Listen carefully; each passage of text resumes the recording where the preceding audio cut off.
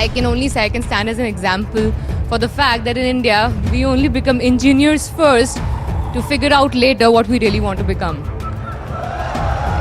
So yes, I am an engineer, software engineer. If you ask me, yes, software, yes. Well, if you ask me why did I do engineering, well, no matter how weird it sounds from a girl's mouth, I love mathematics. Yes, and I kind of managed to score like this 96, 97 marks in 12th board, thinking, yes, I have to be an engineer.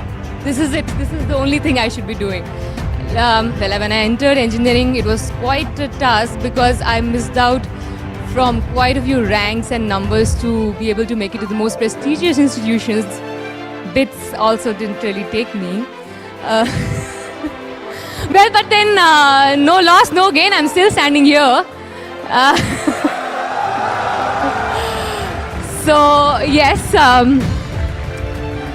I mean, as I told you, we all become engineers first and then decide what we have to do, right? So yes, so that's my journey. When I started off, yes, I became an engineer. But during those 4 years, a lot changed. My first year, I was trying to figure out, is this really where I see myself after 4 years sitting and coding? Like, with all due respect to people who do it, my best friends do it as well. But I couldn't really see myself doing it within the first year. Second year onward, my attendance went down. I started doing other stuff, like made my own only female dancing group of my college, where, you know, in engineering, girls is like a scarcity. So you have like 10 girls dancing team from an engineering institution was itself a huge achievement. That is one of my, like, the biggest achievements, trust me. The kind of things I suffered making those girls stand together as a group and then making them win all the possible competitions of that year. Well, I like to boast about myself, I'm an actor. So yes, so from there it started. The second year, yeah, it was a little difficult for me to digest that this is not what I really want to do, but I'm already in it. So now what do? I have to get through it. I didn't want to leave things in between because that's not how I handle my life. So I went ahead, completed my second year. Third year, someone said, oh, you kind of look nice. Why don't you try modeling? And I was like, okay, so what do I do next? Yeah, thank you for that support. Yeah, thank you. I believe I look nice. And then, yeah, of course, I got my portfolio shot. 5-6 months, I did some crazy campaigns for the biggest of brands in Delhi because my dad didn't allow me to go out of Delhi. Because he said no night outs and no out of Delhi for you because I'm scared you're not going to complete your engineering. So yes, in third year, I managed to do 5-6 months of modeling. Well, after that, third year, yes, I finished a few assignments of modeling and a lot of people started calling me up for movies, especially from South, because they happened to find this round, cute face with very nice smile. So they thought I could act. Okay, so I was like, okay, well, I don't know the language. That's okay. 90% of actresses here don't know it. We'll teach them. I said, okay, so you seem pretty confident more than me that you can make me act. Okay, so I said, let me think about it later because I need to complete my engineering. Otherwise, daddy says no going out of house. So I said, okay, fourth year. Fourth year actually was the most difficult to pass because my HOD gave me a warning, or I think most of you must be familiar with that challenge. I'll see how you pass this year because this final year project is in my hands. With your kind of attendance and with your kind of going all over the place with all your public speaking, dancing, modeling, this, blah, blah, blah, and your red hair, which I had at that time, they thought, yeah, you understand the importance of that in an engineering institution. Let me just stress on that again and again. So yes, so all that, he was like, let me see how you pass this fourth year with, you know, your submission of the final year project, as you all must be knowing. So I, along with two other friends of mine who got similar warning, not for the red hair, but for other things, they, along with me, decided, let's just make something that these people won't be able to even question us on. And we ended up making an iPhone app at that time. I'm talking about, say, 5-6 years back. An iPhone app which is called Font Swap, first of its kind, which could help you change all the 4 fonts that are available on iPhone. We used Objective-C, and our professors had no clue about it. So we submitted that project. Yeah, we submitted that project and ended up winning the university second best project, I guess, because again, even there, they couldn't really understand what we exactly did. So yeah, we were the most fancy ones, the iPhone app people, so we walked away with it. It was strange because this particular application was used by Dhanush. I'm sure now everyone knows about him. And when I was working with him in my first ever Tamil movie, he was making fun of me. Oh, you Sardarni, coming from Delhi, you think you can do a lot of stuff, you're making this happen. I said, just click the about button. And he clicked that and there was my name along with my friends. And that was a big shocker for him. And that's the kind of shock I keep getting from people when I tell them about this. Half of them look at me disbelief. Really? Okay, you were an engineer. Oh, everyone is an engineer in this country. Oh, you made an app. So nothing was so fancy about it, I think, from a lot. But that app kind of raises eyebrows in a good way for me. Well, talking about my entering into movies, well, movies happened to me because I gave my CAT exam after my fourth year exams. Ended up getting like not so good, but good for many 88. 88 percentile for me was not so good because I wanted to just cross 90, didn't want to aim for IIMs. I knew my reality. So I was like, just let me go through some decent college of Delhi, Bombay, don't want to go to some remote area. So let me just give it again next year. Next year means 1 year of sitting idle. By the way, I forgot to mention, I was placed in Infosys in my third year, first on-campus placement that happened. Yeah. And that was not because I wanted that job. It was only to prove to my father that I'm capable of getting a job. Now it's up to me to join it or no. So it was purely for that. So I did that. I got my job. And after my CAT exam failure, I should say so, 1 year, I thought, okay, let me just prepare for my CAT again. I'll give it next year. What to do this 1 year? I don't want to sit idle. I'm used to multitasking. You can't make me sit at one place for long. As you can see, I've been just walking and strolling around. Well, so yeah, that's what I did 1 year. And I ended up becoming a part of the 6th National Award winning movie Articulum for Tamil. That was my first movie. And thank you so much, but I didn't win any of those national awards out of that 6. I think I was the only one who didn't win there. So okay, I have a deal with that director that I'm going to come again in his movie and probably win one soon. So yeah.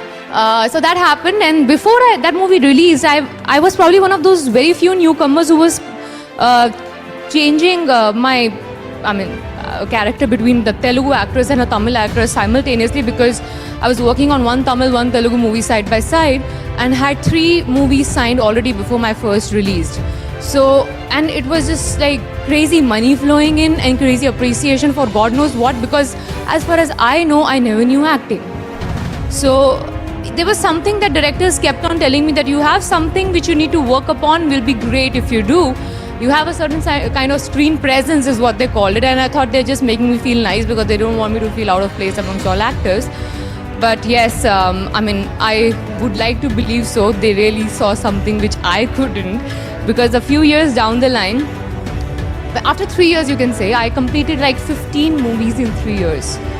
And in South, it was a huge, because in 1 year I remember I had 7 releases.